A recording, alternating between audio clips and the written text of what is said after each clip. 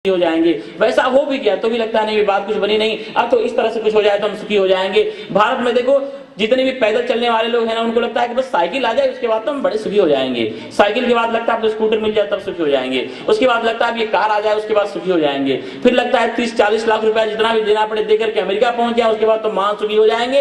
यहाँ आने के बाद तो मुझे कोई बहुत ज्यादा अंतर नहीं दिखाई पड़ता है। तो संसार के जो सुख है वो केवल एकमात्र प्रतीति है, केवल प्रतीति है, बस लगता है कि सुख है, लेकिन वास्तविक सच्चाई तो यही है। देखो संसार में अगर सुख होता तो भगवान बुद्ध या भगवान महावीर ये लोग बेवकूफ नहीं थे, ये लोग प्रिंस थे, राजकुमार थे, मीराबाई चित्तौड़ की महारानी थी। इन लोगों को क्या अपने जीवन में प्राप्त करना बाकी था? लेकिन इन लोगों ने देखा कि संसार में जहां जहां जो चीजें दिखाई पड़ रही हैं असलियत तो यही है, सच्चाई तो यही है कि उनका वहां पर कोई अस्तित्व ही नहीं है। संसार के सुख के पीछे भागने का अर्थ यह है कि जैसे कोई व्यक्ति जो है वो मगरमच्छ को पकड़ करके और नदी पार करना चाहता हो। केवल यहाँ पर जो है प्रतीति के अलावा आज तक किसी के जीवन में सुख की अनुभूति हुई ही नहीं है। हमारे यहाँ एक बड़ा सुंदर शब्द आया है मृग तृष्णा, मुझे बहुत अच्छा लगता है। मृग तृष्णा, आप लोगों ने प्रसिद्ध दोहा सुना होगा कि कस्तूरी कुंडल बसे मृग ढूंढे बनमाही, ऐसे ही घट घट राम है दुनिया देखे ना है। एक्चुअली जो सुख चाहिए, जो शांति चाहिए, जो चीज जिसके बिना हमारा जीवन कुछ अधूरा सा लगता है, वो चीज तो ईश्वर की तलाश है और वो हमारे अंदर बैठा हुआ है। लेकिन उसी का रिफ्लेक्शन, उसी का प्रतिबिंब जब संसार में हमें दिखाई पड़ता है और हम भटकते हैं, भागते हैं, वो चीज हाथ में तो आती नहीं है। और जब बात समझ में आती है तब तक पूरा का पूरा जीवन ही हमारा पूरा हो गया होता है। हम लोगों की दशा जो है वो रेगिस्तान में प्यासे पानी की खोज में भटकते हुए जो है वो हिरण की तरह है। मैंने तो देखा है ये दृश्य जैसलमेर के भयंकर जो है वो रेगिस्तानों में बबुल के वृक्ष के नीचे बैठ करके जब उन प्यासे हरिणों को प्यास लगती है तो दूर दूर तक उन रेगिस्तान पर जब भगवान भास्कर उनकी किरणें उतरती हैं तो एकदम बिल्कुल 100% लगता है कि जल का सरोवर वहां पर लहरा रहा है। कई बार आदमी को भी भ्रम हो जाता है कि अरे वो तो पानी लहरा रहा है, और वो बेचारे हिरण जो है दौड़ करके वहां पर जाते हैं और वहां पानी तो होता नहीं है। फिर उनको लगता है नहीं वहां पर पानी का सरोवर है, फिर वहां दौड़ के जाते हैं, वहां पर भी नहीं पानी होता है, फिर लगता है नहीं वहां दौड़, ऐसे दिन भर दौड़ दौड़ करके जल की खोज में प्यासे वो हिरण जाते हैं और उन्हें पानी नहीं मिलता है। हम सभी लोगों की यही कहानी है। हमें लगता है कि थोड़ा सा हम इतना धन कमा लें उसके बाद सुखी हो जाएंगे। धन कमाने में जो है स्वास्थ्य गंवा देते हैं, फिर वो धन गंवाते हैं स्वास्थ्य पाने में, फिर लगता है कि शायद इसके द्वारा फिर वापस सुखी हो जाएंगे, वो भी थोड़ा सा ठीक ठाक होता है। फिर लगता है बच्चे थोड़े से ऐसे हो जाए फिर सुखी हो जाएंगे, फिर लगता है बच्चों को थोड़ा सा बड़ा कर लें उसके बाद हम सुखी हो जाएंगे। तो इस तरह से श्रृंखला तो कभी पूरी होती ही नहीं है और अंत में जो है जीवन यूं ही पूरा का पूरा खत्म हो जाता है, बीत जाता है। मुझे बड़ा अच्छा लगा जब मैं 12-13 साल पहले जंगलों से निकल करके और भारत के बाहर के जब मैं देशों में गया तब मुझे बात ये समझ में आई कि ये बहनें अपने पतियों को डियर क्यों कहती हैं कि बस भागते रहते हैं सुख की खोज में, भागते रहते हैं यहाँ सुख मिल जाएगा, यहाँ सुख मिल जाएगा, यहाँ सुख मिल जाएगा, अंत में तो कुछ भी हाथ आने वाला ही नहीं है। और यही स्थिति एक्चुअली हम सभी लोगों की हमारी कहानी है। तो हमारे शास्त्रों ने कहा कि देखो जो झूठ वृत्ति है, झूठ का मतलब जो चीज है नहीं लेकिन है की तरह दिखाई पड़ती है, उसके पीछे मत भागो, मत दौड़ो। जीवन इतना ज्यादा नहीं है कि हर चीज को अनुभव के द्वारा ही आप समझ सको। हमारे मनीषियों ने कहा कि ठीक है, बहुत लोग ऐसा मानना है कि नहीं हम अनुभूति के द्वारा ही इसको समझ पाएंगे या समझ सकते हैं या हम अनुभव करेंगे तो ही मानेंगे। इतना हमारे पास समय नहीं है। जो हमारे पूर्वजों ने, जो हमारे पूर्ववर्ती आचार्य हुए, जो बड़े बड़े लोग हुए, उनके अनुभव से इस जीवन का अगर हम लाभ ले सके तो ये सारा का सारा समय जो है बच जाएगा। भागवत में बड़ी अच्छी एक कथा, एक प्रसंग आता है कि जब सुखदेव जी महाराज परीक्षित को ढेर सारी कथाएं सुनाए जा रहे थे, भागवत में 335 कथा है, तो बीच में एक जगह सुखदेव जी को रोकते हुए जैसे कि झल्ला करके परीक्षित ने कहा कि भगवान एक क्षण के लिए अलम तावतिष्ठताम, आप थोड़ा सा ठहरिए। आप बड़ी बड़ी कथाएं हमें सुनाते जा रहे हैं कि इनके इतने पुत्र हुए, उनकी यहाँ शादी हुई तो इतनी रानियां, तो इतने बच्चे हुए और इतने साल तक उन्होंने संसार को भोगा या इतने साल तक उन्होंने राज्य किया। अरे इसका अर्थ क्या है मेरे जीवन के साथ, इसका प्रयोजन क्या है? कुछ दिन के बाद तो मेरी मृत्यु सामने खड़ी है और ढेर सारी कथाएं महाराज आप मुझे सुनाए जा रहे हो, इसका लेना देना मेरे जीवन के साथ क्या है? और सुखदेव जी ने कहा कि परीक्षित निश्चित कथा इमास्ते कथिता महीयसाम विताय लोकेषु यशा परेयुषाम, विज्ञान वैराग्य विवक्षया विभो वचो विभूतिर न तो पारमार्थ्यम, कि हे परीक्षित, इन ढेर सारी कथाओं को मैं तुम्हें जो सुना रहा हूं, इनका बस केवल दो ही प्रयोजन है। पहला प्रयोजन यह है कि तुझे संसार से वैराग्य हो। तू देख कितने बड़े बड़े चक्रवर्ती लोग यहां पर आए, कितने अद्भुत लोग यहां पर सम्राट आए, लेकिन इतने साल तक संसार को, भोगों को, वस्तुओं को भोगने के बाद भी उनकी जो तृष्णा है वो कभी तृप्त नहीं हुई। वह ज्वलंत उदाहरण भागवत में आता है ययाति का। ययाति ने जो है अनंत काल तक, इतने वर्षों तक जो है संसार को, वस्तुओं को, पदार्थों को भोगा, लेकिन जब मृत्यु आकर के खड़ी हुई तो अचानक वो चौंक गए, कह रहे अभी तो जैसे हमने संसार को कुछ जाना ही नहीं है, संसार को कुछ भोगा ही नहीं है, ऐसा लग रहा है कि अभी कुछ खाया ही नहीं, मैंने कुछ पिया ही नहीं, अभी थोड़ा ठहर जाओ। मृत्यु ने कहा कि नहीं, हमारे पास जो है वो ठहरने की व्यवस्था नहीं है। जब बहुत ज्यादा ययाति ने अनुनय भी नहीं किया तो मृत्यु ने कहा कि एक शर्त पे हम रुक सकते हैं, अगर तुम्हें कोई भी अपनी उम्र, अपनी नौजवानी देने को तैयार हो। तो ययाति ने अपने पुत्रों को बुलाया और कहा कि तुम अपनी नौजवानी हमें दे दो, मैं कुछ समय तक और भी संसार को भोगना चाहता हूं। उनके पुत्रों ने, भागवत में तो नहीं कहा है मर्यादा के कारण सुखदेव जी ने, लेकिन इतनी गालियां निकाली और कहा कि मेरी नौजवानी लेकर तुम भोगना चाहते हो, पागल तो नहीं हो गए हो। लेकिन उनका जो छोटा लड़का था वो बड़ा बुद्धिमान था।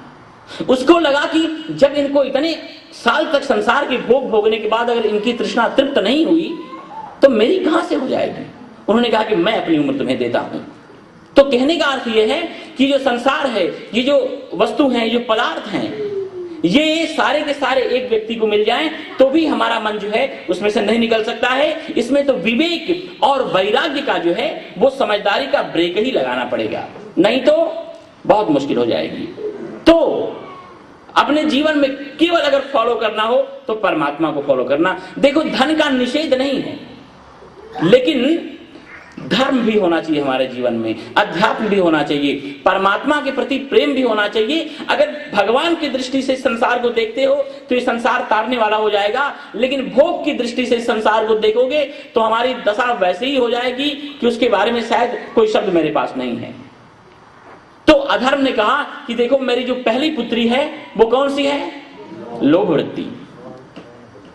तो सावधान रहना कि कहीं उस लोभ वृत्ति ने जो है वो आपको अपना हस्बैंड तो नहीं बना लिया है, और अगर बना लिया हो तो मैं तैयार हूं डिवोर्स दिलाने के लिए। आप उनसे मुक्त हो सकते हो और फिर आपको वर्ण करना होगा परमात्मा की भक्ति को। देखो, संसार को भोगने का नाम एक्चुअली आसक्ति है, लेकिन अपने इन्हीं वृत्तियों को परमात्मा के चरणों में लगा दोगे तो परमात्मा को भोगने का जो नाम है वही तो भक्ति है। दूसरी वृत्ति का कौन सा नाम है? छूट वृत्ति। उसके साथ साथ अधर्म ने कहा कि मित्र, जो मेरी तीसरी बेटी है वो है चोरी वृत्ति। चोरी के बारे में आपको बता दूं, देखो, पहली बात तो यह है कि ये तो सभी जानते हैं कि कोई चीज नहीं चुराना चाहिए, और बहुत बार ऐसी बात नहीं है कि लोग चोर नहीं है इसलिए कि चोरी नहीं करनी चाहिए, लोग साहसी नहीं है इसलिए चोर नहीं है। अगर मैं आप लोगों को बताऊं कि मैं हिमालय से एक ऐसी जड़ी बूटी लेकर के आया हूं कि मुंह में लगता है आप अदृश्य हो जाओगे, तो देखो पहला विचार आपके मन में क्या आएगा? चोरी जो है वो कर्म नहीं है, वो तो एक वृत्ति है। लेकिन हमारे वेदों ने कहा कि वास्तविक चोरी किसको कहेंगे पता है? जो चीज आपकी नहीं है और उसको आप अपनी मानते हो, तो ये भी चोरी है। अब देखो, यहां पर हमारी कौन सी चीज है, कौन सी वस्तु है? क्या हम यहां पर लेकर के आए थे, अथवा तो क्या लेकर के हम यहां से जाएंगे? या किस चीज के लिए आप कह सकते हो कि ये चीज हमारी है क्योंकि इतने समय तक हमारे साथ रहेगी? देखो, ये शरीर आपका है क्या? और शरीर आपका अगर होता तो आप बूढ़े होते? अगर आपके कुछ वश में होता, आपके कुछ कंट्रोल में होता, तो आप वैसे ही होते जैसे कि कभी 20 साल के आप थे उस समय का अपना फोटो उठा करके देखना। यहां कुछ भी हमारे हाथ में नहीं है, कुछ भी हमारे हाथ में नहीं है।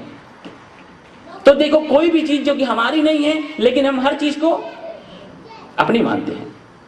मेरा घर, मेरा परिवार, मेरे लोग। आदि गुरु शंकराचार्य ने कहा है कि जब एक बार शरीर छोड़ करके प्राण निकल जाता है ना, तो भार्या बिभ्यति तस्मिन् काये। जीवित अवस्था में जीते जी पत्नी कभी नहीं डरेगी आपसे, लेकिन एक बार ये प्राण निकल जाए उसके बाद तो थर थर कांपती है, इतना डरती कि नहीं बस अब विदा करो, ऐसी स्थिति है। तो चोरी का मतलब कि जो चीज हमारी नहीं है अपनी मानना भी चोरी है। तो हर चीज को जो है अपनी ना मान करके और परमात्मा की मानो, भगवान की मानो।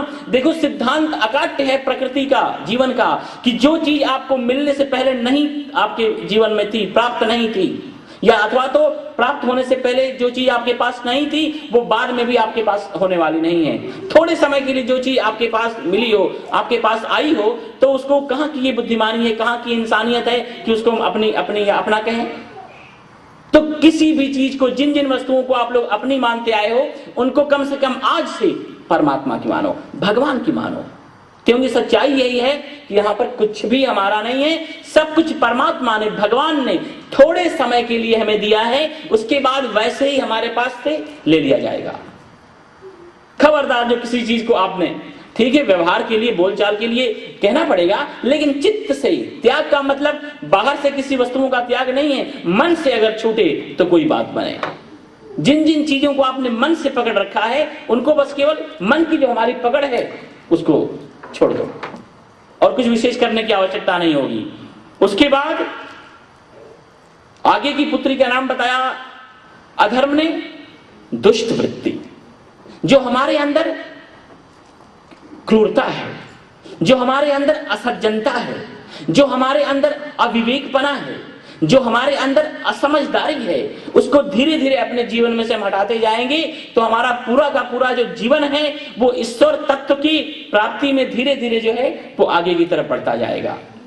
ये तो ठीक है, मैंने तो देखा है जब हम लोग बाहर निकलते हैं तो बड़े अच्छे होते हैं, लेकिन किसी व्यक्ति को उसके बारे में पूछना हो तो उसके अत्यंत नजदीक जो है वो रहने वाले किसी व्यक्ति से पूछना।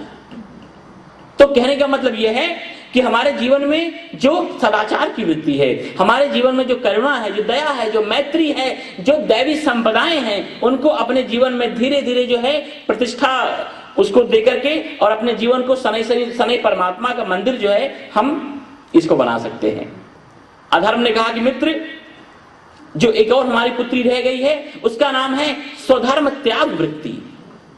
देखो वास्तव में हम लोग जो परमात्मा से अलग हुए हैं उसका एकमात्र कारण है कि हम अपने आप को भूल चुके हैं। हमारा जो स्वधर्म है उसका हमने त्याग कर दिया है।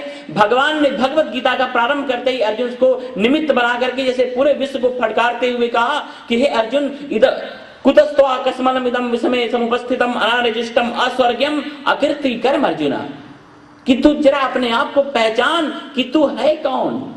श्रृण्वन्तु विश्वे अमृतस्य पुत्राः, हम सभी लोग अमृत की संतान हैं, परमात्मा की संतान हैं। भगवान ने गीता में स्पष्ट कहा है कि ममैवांसो जीवलोके जीवभूतः सनातनः मना षष्ठान इंद्रियाणि प्रकृतिस्थान करसति, कि सनातन ये जीवात्मा मेरा ही अंश है, लेकिन इंद्रियों की वजह से, लोभ की वजह से, लालसा की वजह से, इंद्रिय सुख भोग की वजह से, सांसारिक आकर्षणों की वजह से जो है इसकी जीव संज्ञा हुई है, वरना तो हम जीव हैं ही नहीं। हम तो अयम आत्मा ब्रह्मा, हम ही जो है वो अनलग परमात्मा के साक्षात स्वयं जो है वो अंश हैं। रामायण में गोस्वामी जी ने लिखा है कि ईश्वर अंश, जीव अविनाशी, चेतन अमल, सहज सुखराशि। सारे के सारे आचार्य जो है अलग अलग सिद्धांतों पर मतभेद प्रस्तुत करते हुए भी, उसके बावजूद भी इस मत पर तो सभी एक मत पर हैं कि हम सभी वास्तव में जो है वो संसार के नहीं है, संसार हमारा नहीं है, हम सभी एकमात्र परमात्मा के ही अंश हैं। और इसको अपने जीवन में प्रतिष्ठित करने के लिए बस केवल मान लेना है अच्छी तरह से कि भगवान हमारे हैं और कुछ करने की आवश्यकता ही नहीं है। और देखो नियम है ऐसा कि जो भी जिसका अंश होगा ना वो अपनी अंशी की तरह ही होगा, और हम तो परमात्मा के अंश हैं। और वह परमात्मा जो कि शांताकारम भुजगशयनम पद्मनाभम सुरेशम विश्वाधारम गगन सदृशम मेघवर्णम सम मधुराधिपते अखिलम मधुरम, हम उसके अंश, उसकी संतान होते हुए भी और इस तरह से क्यों हो गए हैं। हमारे शास्त्रों ने कहा कि एकमात्र कारण है कि भगवान के अंश होते हुए भी हमने अपनी अभिन्नता, अपनी मैत्री, अपना प्रगाढ़ संबंध जो है वो संसार के साथ, भोगों के साथ, वस्तुओं के साथ, पदार्थों के साथ जो है इस तरह से कर लिया है कि उसके वजह से जो है हम एकदम बिल्कुल विक्षिप्त होते जा रहे हैं।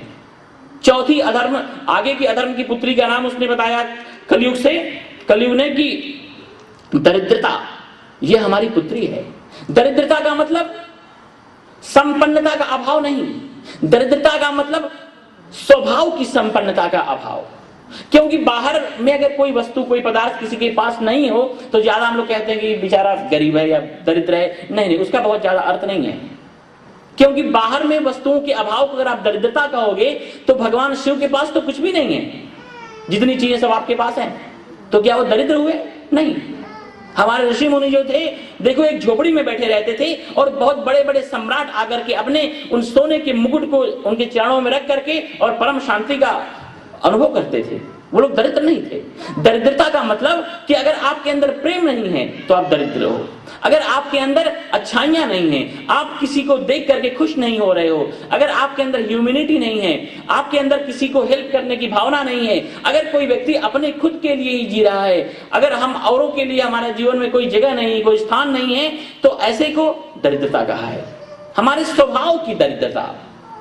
तो जो दरिद्रता है वो अधर्म की पुत्री है। अपना जो स्वभाव है इसको उदार बनाओ, क्योंकि भगवान तो कैसे हैं? गगन सदृशम।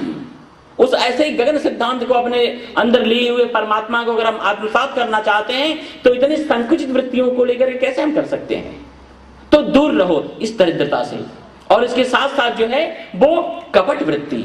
हमारे जीवन में कपट नहीं होना चाहिए। भगवान राम ने कहा कि मोहि कपट छल छिद्र न भावा। मुझे कपट छल छिद्र जो है वो अच्छा लगता ही नहीं है। जब भगवान ने पूछा ऋषियों से कि ऋषियों वो स्थान बताओ जिन स्थान पर कि वनवास के कुछ वर्ष में व्यतीत करूं, ऋषियों ने कहा कि हे परमात्मा आप कहां पर नहीं हो, फिर भी लौकिक पूछा है आपने। जब औपचारिकता के नाते तो हम बताते हैं कि जिनके कपट दंभ नहीं माया तिनके हृदय बसहु रघुराया। अगर जब तक हमारे जीवन में कपट होगा, जब तक हमारे जीवन में दंभ होगा, जब तक हमारे जीवन में छल होगा, प्रपंच होगा, तब तक वास्तव में जो है परमात्मा अंदर होते हुए भी उनका अनुभव हमें नहीं हो पाएगा। सुखदेव जी ने कहा है भागवत में कि धर्मम भजस्व सततम। धर्म का आप लोग आश्रय करो, क्योंकि धर्म के बिना जो है न जीवन में आंतरिक स्वास्थ्य है, न शांति है, न प्रसन्नता है, न आनंद है, न उस ब्रह्म की मस्ती है।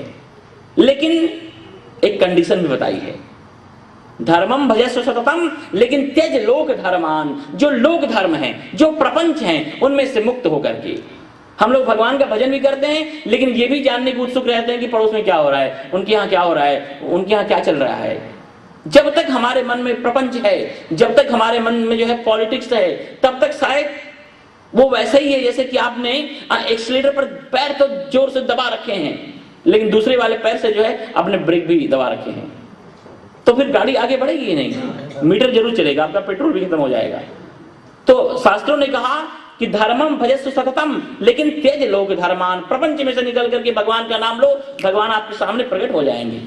सेवस्व साधु पुरुषान जहि काम तृष्णान। साधु पुरुषों की सेवा करो, लेकिन हमारे अंदर जो कामना है, हमारे अंदर जो ममता है, जो आसक्ति है, जो तृष्णा है, उसको छोड़ करके करोगे तो पूरा का पूरा सर्वस्व जीवन जो है वो परिमार्जित हो जाएगा, परिष्कृत हो जाएगा और परमात्मा के रंग में इस तरह से रंग जाएगा कि फिर तो जिधर देखता हूं उधर तू ही तू है, भगवान के अलावा आपको दूसरा कुछ दिखाई ही नहीं पड़ेगा। सेवस्व साधु पुरुषान जहि काम तृष्णान अन्यस्य दोष गुण चिंतनमासु मुक्त्वा सेवा कथा रसमहो नितराम पिबत्वा। तो कहने का अर्थ यह है कि जब तक धर्म की बातों को, इन सिद्धांतों को अपने जीवन में जिएंगे नहीं और इन वृत्तियों से अपने आप को अगर मुक्ति नहीं दिलाएंगे, तब तक हमारा जीवन जो है वो यूं ही बीतता जाएगा, व्यतीत होता जाएगा। तो अधर्म ने कहा कि कलयुग कपट के साथ साथ एक मेरी और पुत्री है और वो है कलह। कलह से हम अपने जीवन को दूर रखो। जहां पर कलह है वहां पर शांति नहीं है, जहां पर कलह है वहां पर स्वास्थ्य नहीं है, जहां पर कलह है वहां पर जीवन का कोई अर्थ ही नहीं है। एक बार बड़ा सुंदर प्रसंग आता है हमारे शास्त्रों में, पुराणों में, कि लक्ष्मी जी ने पूछा भगवान से कि हे परमेश्वर, हे परमात्मा, मुझे कृपया बताइए कि कहां पर आपको रहना ज्यादा अच्छा लगता है। भगवान ने कहा लक्ष्मी, मुझसे ज्यादा चंचल तुम हो, तुम एक जगह ठहरती नहीं हो, पहले तुम बताओ कि तुम्हें कहां रहना ज्यादा पसंद है। तो लक्ष्मी जी ने जो है वो 10 स्थान बताए, 10 लक्षण बताए, 10 आधार बताए। उन्होंने कहा कि मुझे यहां रहना बहुत अच्छा लगता है, यहां से तो मैं कहीं कभी जाना ही नहीं चाहती। और फिर भगवान विष्णु ने भी बताए तो लगभग दोनों के ढेर सारे ऐसे रहे कि एकदम इक्वल सेम थे। आपके पास समय नहीं है वरना मैं एक दो बताता कि वास्तव में लक्ष्मी जी कहां रहती हैं, कहां से उनको जाने का मन नहीं करता है। लक्ष्मी जी वाला बताऊं कि भगवान वाला बताऊं? देख लो लोगों को लक्ष्मी वाला ही जानना है। लक्ष्मी जी ने कहा कि सानंदम सदनम, मैं उस स्थान पर रुकना रहना पसंद करती हूं जहां पर कहीं भी कलह नहीं होता है, जहां पर कहीं भी झगड़ा नहीं होता है। और भगवान ने भी इस स्थान को स्वीकार किया। तो हमेशा अपने घर में जो है वो एक आनंद का वातावरण रखो, एक खुशियों का वातावरण रखो। जहां भी कलह होगा, जहां भी मतलब इस तरह से बातें होंगी बड़ी संकुचित वृत्ति में भर करके, वहां दरिद्रता का ही निवास होगा। हमेशा हंसते रहो, आनंद में रहो, मस्ती में रहो। अरे जब भगवान हमारे अंदर हैं, देखो किसी सामान्य व्यक्ति के पास जो है वो अचानक ज्यादा धन आ जाए तो उसका बिहेवियर बदल जाता है। लोग कहते हैं उसको घमंड हो गया। वो घमंड नहीं है, उसको धन का नशा है। और ऐसे धन का नशा है जो दूर बैंकों में पड़ा हुआ है, जब चाहे तब नहीं ले सकता है। उसके पॉकेट में या उसकी गाड़ी में भी उतने ही सामग्री और पैसे होते हैं जितना आपके पास ये सामान्य व्यक्ति के पॉकेट में होता है। ऐसा तो नहीं होता कि बोरियों में नोटों की गड्डियां भर भर के वो साथ में लेकर घूमता हो, लेकिन उसको यहाँ पर केवल नशा ही होता है कि मेरे पास बैंक में इतने $1 मिलियन हैं। तो उस तरह से जो परमात्मा की दूर बैंक में नहीं है, भगवान कहाँ है? सर्वस्य चाहम मृति सन्निविष्टो, हमारे अपने हृदय में भगवान का निवास है। और उस भगवान का देखो हमें अनुभव ही नहीं है। तो भगवान को जो है अपनी फीलिंग में, अनुभूति में जियो। मैं अक्सर लोगों से कहता रहता हूं कि पूजा करना अच्छी बात है, लेकिन पूजा करने से भी ज्यादा श्रेष्ठ है भगवान को अपने अनुभव में जियो, अपने फीलिंग में जियो, अपने अनुभूति में जियो। और भगवान को जब आप अपने अनुभूति में जीने लग जाओगे तो भगवान निश्चित एक समय ऐसा आएगा कि आपके सामने वैसे ही खड़े होंगे जैसे कि आप किसी के सामने खड़े होकर बातें करते हो। मैं हिमालय में एक योगी के साथ रहता था। वो बड़ी दृढ़ता पूर्वक कहते थे कि आनंद 3 बार प्रत्येक व्यक्ति के जीवन में भगवान आते ही हैं, और वैसे ही आते हैं जैसे कि आप मिलते हो किसी से। लेकिन कब आते हैं, किस रूप में आते हैं, कैसे आते हैं, ये हमें पता नहीं चलता है और हम चुप जाते हैं। मुझे लगता है कि आप लोगों के जीवन में भी 2 बार भगवान निश्चित ही आ चुके हैं। आपको मालूम पड़ा? 1 बार और बाकी है, और वो भी ऐसे ही मालूम नहीं पड़ेगा, क्योंकि हम अपने अंदर जी रहे हैं धन को, पद को, प्रतिष्ठा को, मान सम्मान को। अरे मुझे तो आश्चर्य लगता है कि देखो ये हमारा जो नाम है, ये नाम हमने अपना रखा है क्या? खुद ने, किसी दूसरे ने रख दिया है। और दूसरे के दिए हुए नाम को इस तरह से हम कैसे अपने आप को हमने उसके साथ एकाकार कर लिया है कि कोई कुछ उसके बारे में कहकर तो देखे, उसके बारे में कोई कुछ गलत बात कहे तो हम अपना अपमान समझ लेते हैं, अपना इंसल्ट समझ लेते हैं। तो जब तक जो है ये हमारी वृत्तियां इन सब चीजों से बाहर नहीं निकलेंगी तब तक कुछ वास्तव में जीवन में बात बनने वाली नहीं है। तो हमेशा अपने मन को प्रसन्न रखो, खुश रखो, आनंदित रखो। लेकिन लोगों का जीवन इस तरह से कला से भरा हुआ है कि बस भगवान बचाए। मेरा तो 12-13 सालों का अनुभव है। मैं तो बहुत लोगों से नजदीक से उनके जीवन से परिचित हूं, जानता हूं। लेकिन कोई लोग इतना अच्छा जीवन जी रहे हैं कि बड़ा वहां रहने का मन करता है, रुकने का मन करता है। हम एक इस कोर्स के एक शहर में थे, मैं नाम नहीं बताऊंगा, तो उनके घर में हम ठहरे हुए थे। बड़े आनंदी, बड़े विनोदी मतलब कि वो लोग हैं। तो 4 बजे मेरी नींद खुली तो वो लोग लड़ रहे थे। 4 बजे तो मेरी नींद खुली, पता नहीं कब से लड़ रहे होंगे। तो उनके पति बड़े ही आनंदित स्वभाव के, तो उन्होंने कहा कि देख तू क्यों मुझे परेशान कर रही है? अरे तुझे पता है ये तो हमारा तुम्हारा जो रिलेशन है ये 7-7 जन्मों का रिश्ता है। थोड़ा सा अंडरस्टैंड करके हम लोगों को ठीक से रहना चाहिए। और उनकी पत्नी ने तो गुस्सा में कहा खबरदार, ये आखिरी जन्म है, दोबारा मुझे मिलना भी मत। और उन्होंने एक बात तो ऐसी कह दी कि मैंने कहा कि कहाँ मेरे सामान बिखरे हैं तो सूटकेस में डाल करके मैं यहाँ से निकलूं। उन्होंने कहा, उनकी भाषा में तो नहीं बोल सकता मैं, उन्होंने कहा कि मैंने तेरे साथ जो शादी की ना, कितना ज्यादा अच्छा होता कि वो शादी कराने वाले महाराज से शादी कर लेती। मैंने कहा भागो। लोगों का जीवन ऐसा हो गया है, इस तरह से हो गया है। अब देखो भगवान को वहां रहने का मन होगा, लक्ष्मी जी को वहां पर रहने का मन होगा। अरे भगवान हम देखो, ये जो जीवन है ना, ये भगवान के द्वारा बनाया हुआ मंदिर है। जैसे कि हम लोग किसी इंसान के द्वारा बनाए हुए मंदिर में जाते हैं तो कितना ख्याल रखते हैं कि जूता हम बाहर निकाल के जाएं, एटलीस्ट कोई भी अखाद्य वस्तु, अप्रिय वस्तु, कितना मतलब कि इस तरह से भले घर में हम दिन भर ना नहाएं लेकिन मंदिर आते हैं तो नहा करके आने की हम पूरी कोशिश करते हैं, कितना ध्यान रखते हैं। तो ये हमारा जीवन तो परमात्मा का मंदिर है, इसको कैसे भी चला ले नहीं चलेगा ऐसा। तो हमारे जीवन में जो है वो कलह होना ही नहीं चाहिए। जो कला है वो हमारे जीवन को संपन्नता से, लक्ष्मी से, परमात्मा से जो है वो दिनों दिन दूर करती जाती है। और देखो, भगवान तो केवल एकमात्र प्रेम के भूखे हैं। भगवान ने नहीं कहा कि मुझे ये वस्तु दो, ये दो, ये दो। भगवान ने कहा कि मय्ये ओ मन आधत्स्व मयि आवेश्य मनो यमाम, तुम्हारी अन्य कोई वस्तु मुझे नहीं चाहिए, बस केवल प्रेम चाहिए। अगर एक दूसरे के लिए देखो, प्रेम से ही परिवार का जो है वो निर्माण होता है।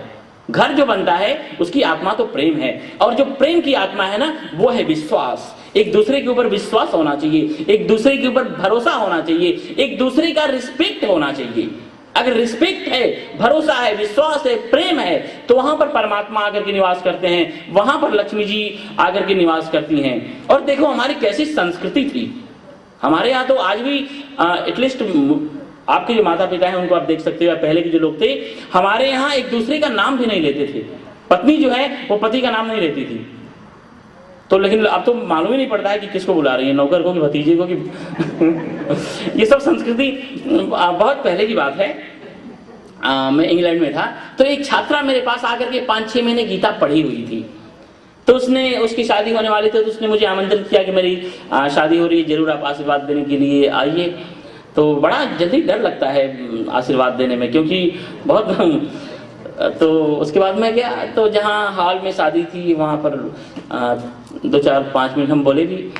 उसके बाद उस बेटी ने कहा कि ये तो यहाँ पर तो हमारी शादी हो रही है, लेकिन जहाँ हमारा घर है वहाँ पर जरूर आइए। अब बर्मिंघम, क्योंकि हम तो रहने वाले तो हम लोग वहीं के वहीं जाएंगे। हमने कहा ठीक है, चलो कोई बात नहीं है। और 1 साल या 1.5 साल के बाद वहीं से हमारा निकलना हुआ। तो हम जिनके साथ थे, मैंने उनसे कहा कि वो जो बेटी है मेरे पास किताब पढ़ी हुई है, उसकी शादी यहीं कहीं हुई है। तो उन्होंने कहा हाँ हम तो उसको जानते हैं। तो हमने कहा चलो चलते हैं। तो ऐसे ही अचानक गए थे, क्योंकि नंबर तो था नहीं, लेकिन उनको पता था इसलिए वो लेकर के मुझे गए। तो जाकर के वो डोरबेल बजाया, तो निकली, इतनी खुश हुई, इतनी प्रसन्न हुई मुझे देख करके, इतनी मतलब कि आनंदित हुई। और उसने चिल्ला करके आगे, चंपक जल्दी ऊपर से तो नीचे उतर के आ, देख कौन आया है। मैंने कहा 1.5 साल पहले तो मैं इसकी शादी में आया था, इसका चंपक इतना बड़ा हो गया होगा कि ऊपर से वो उतर करके आ जाएगा, गिरेगा नहीं। फिर मैंने सोचा इन सब देशों में तो ऐसे ऐसी भाई औषधियां हैं, दवाइयां हैं, कि हो सकता है बहुत ज्यादा इस तरह से कुछ ग्रो अप हो गया हो। तो उसके बाद 10 मिनट के बाद उसका चंपक ऊपर से उतर के आया 5 फुट 6 इंच। हमने कहा ये तेरा चंपक? उसने कहा गुरुजी ये मेरा चंपक है।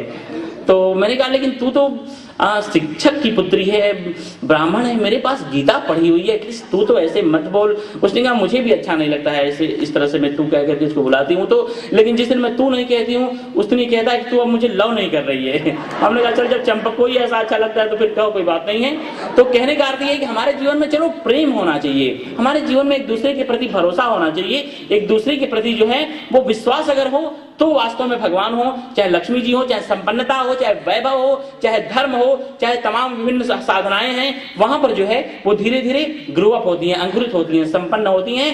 तो अधर्म ने कहा अपने मित्र कलयुग से कि मेरी एक और पुत्री है, वो है कलह वृत्ति, मैं चाहता हूं कि कहीं न कहीं जो है उसकी शादी हो, उसकी वरमाला किसी के गले में पड़े। और इसके साथ साथ मित्र जो है वो एक और मेरी पुत्री है, वो है दंभ वृत्ति। बहुत सावधान रहना, बहुत सावधान रहना। हमारे यहां कहते हैं कि दंभ अगर किसी के जीवन में है तो पूरा का पूरा उसका जीवन जो है यूं ही खत्म हो जाता है, चला जाता है। भगवान ने बताया ऐसे ऐसे उन सद्गुणों को कि जिनको अपनाते ही, अरे उनका चिंतन करते ही, उनका विचार करते ही पूरा का पूरा हमारा समग्र जीवन परमात्मा के नजदीक आ जाता है। भगवान ने कहा अमानित्वम अदम्भित्वम अहिंसा क्षांतिरार्जवम आचार्यम उपासनम शौचम स्थैर्यम आत्म विनिग्रह। तो जब तक दंभ हमारे जीवन में है, शायद हो सकता है कि सब कुछ जो है वो करते हुए भी अंत में वास्तव में परमात्मा की जो कृपा है, परमात्मा की जो प्रसन्नता है, उससे हम अपने जीवन में वंचित रह जाएं। दंभ का मतलब होता है डबल पर्सनालिटी। दंभ का मतलब ऐसे दंभ कहेंगे जैसे मान लो कि हम ऐसे बैठ करके और कुछ टीवी देख रहे हो, कोई सीरियल मैं देख रहा हूं और मैंने खिड़की से देखा कि आप आ रहे हो और तुरंत तो टीवी बंद करके माला लेकर मैं बैठ जाऊं, ये दंभ है। मतलब हम अच्छे हैं नहीं, लेकिन प्रशंसा के लिए, अपने आप को अच्छा दिखाने के लिए जो है वैसा आचरण करना। देखो अगर आप जैसा दिखना चाहते हो वैसे बन जाओ, फिर कोई चिंता की बात नहीं है। लेकिन हमारी मुश्किल ये है कि हम जैसा दिखना चाहते हैं उतनी बनने की तैयारी जो है हम नहीं कर पाते हैं। जैसा आप अपने आप को बताना चाहते हो, दिखाना चाहते हो, लोगों को जिस तरह से अपने आप को जो है वो कहना चाहते हो उस तरह से अंदर से बन जाओ, फिर दम नहीं रहेगा। लेकिन हम हैं तो नहीं, लेकिन दिखाना हम अच्छा चाहते हैं, तब तक ये बड़ी मुश्किल रहेगी। हमारे यहाँ शास्त्रों में लिखा है कि जो लोग संतत्व को उपलब्ध होते हैं ना, वो छोटे बच्चों की तरह हो जाते हैं। भगवान ईसा मसीह से किसी ने पूछा कि आपके परमात्मा के राज्य में किसको प्रवेश मिलेगा, उन्होंने कहा जो बच्चों की तरह होंगे। ऐसा नहीं कहा कि बच्चों को मिल जाएगा, वरना तो हम सभी लोगों को मिल ही गया होता। लेकिन बच्चों में देखो ऐसी क्या खासियत है, आप मुझसे ज्यादा जानते हो। बच्चों के अंदर वो सारी बुराइयां, सारे विकार होते हैं। बच्चे क्रोध करते हैं, उनके अंदर ज्वेलस होती है। बच्चे जो है वो झूठ बोलते हैं, उनके अंदर सारी की सारी बुराइयां होती हैं, चोरी भी करते हैं। लेकिन सबसे बड़ा जो प्लस पॉइंट होता है बच्चों का वो ये कि उनके अंदर दंभ नहीं होता है, उनके अंदर जो हिपोक्रेसी नहीं होती है। और यही जो स्वभाव है, सरल स्वभाव न मन कुटिलाई, जथा लाभ संतोष सदाई। जीवन की जो सरलता है, स्वभाव की जो सरलता है, जो हमारा आत्म निवेदन है, जो हमारी अपनी आत्म विनम्रता है, यही परमात्मा को जो है वो मोह लेती है। और भगवान हमारे जीवन में जो है वो प्रकट हो जाते हैं, भगवान हमारे जीवन में प्रतिष्ठित हो जाते हैं। भगवान हमारे जीवन में आकर के जो है वो साकार रूप में प्रकट हो जाएंगे आपके जीवन में। तो खास जो ख्याल रखने के लिए, सावधानी के लिए मैं आपको जो बताना चाहता हूं, कलयुग का निवास कहां कहां है पता है? जहां पर जुआ खेला जाता हो वहां पर कलयुग का निवास है। लेकिन घबराओ मत, भगवान ने गीता में कहा है कि द्यूतम छलयतामस्मि। छल करने वाली जितनी भी वृत्तियां हैं उनमें जुआ में है। हमेशा मेरा कार्यक्रम होता रहता है लास वेगास नवाडा यूनिवर्सिटी में, तो वहां मैं जाता हूं। तो एक हमारे बड़े अच्छे प्रेमी हैं, तो वो मैनेजर ही एक बहुत बड़ा, वो जहां पर वो जुआ खेलते हैं ना, वो पानी की टंकी की तरह बहुत ज्यादा लंबा बना हुआ है वो भवन, ज्यादा आप लोग परिचित होंगे। तो उन्होंने कहा कि अगर आप कहते हो तो आपको हम एक दिन ले जाएं। मैंने कहा हाँ, गीता में तो भगवान ने कहा है कि जुआ मैं हूं, तो इस अनुसार से भगवान को खोजना हो तो यहाँ भी थोड़ा तलाश कर लेना चाहिए, थोड़ा चलना चाहिए, हो सकता है भगवान मिल जाए। तो लोग लेकर के मुझे गए, तो इस तरह से लोग हजारों की संख्या में बैठे हुए थे और पैसे तो ऐसे खनक रहे थे जैसे कि मुझे लगा कि ये वास्तव में लक्ष्मी विलास पैलेस ही है। तो फिर उसके बाद सत्संग में मैंने कहा कि देखो भगवान ने ऐसा क्यों कहा होगा कि जुआ मैं हूं। और ये मैं सच कह रहा हूं, जो भी गीता के पाठ करने वाले हैं सबको पता है भगवान ने कहा है द्यूतम छलयतामस्मि। छल करने वालों में जो जुआ है वो मैं स्वयं हूं। उसका अर्थ ये है, भगवान के कहने का आशय ये है कि भगवान ने कहा कि देखो इस जीवन से बड़ा जुआ क्या हो सकता है, और इस जीवन के जुआ में प्रतिदिन हम लोग हारते जा रहे हैं। शाम हुई, एक दिन हार गए, कुछ मिला नहीं। एक सप्ताह बीता, कुछ मिला नहीं, हार गए।